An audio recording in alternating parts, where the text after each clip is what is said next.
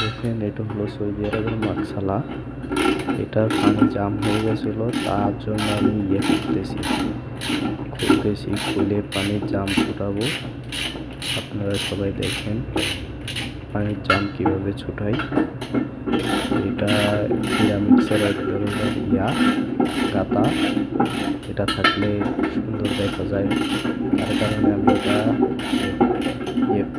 খুলতেছি। এটা অনেক পুরানো মাকসালা, না হলো 10 বছর আগের মাকসালা।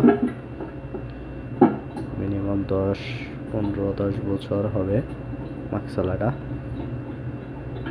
বাংলাদেশে বলে এটার নাম বেসিন, এই দেশে বলে এগুলা মাকসালা, আরবিতে বলে মাকসালা।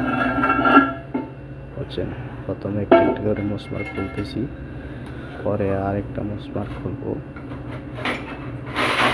দেখুন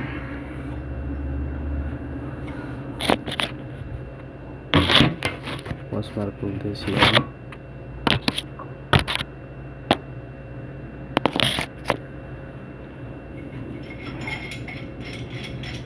মসমার খোলা শেষ হইলে আমি তারপরে এটা জাম ছুটাবো।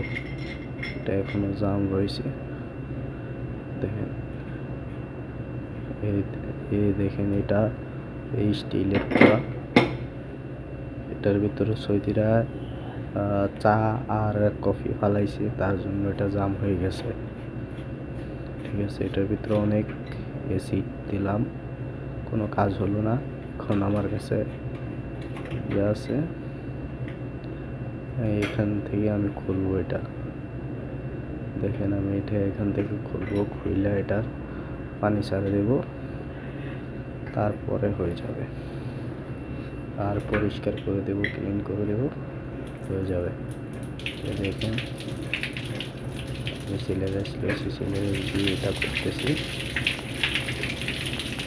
দেখেন এটাকে বাংলাদেশের 22 ইঞ্চি বলে, এই 22 ইঞ্চি আমি এটা দিয়ে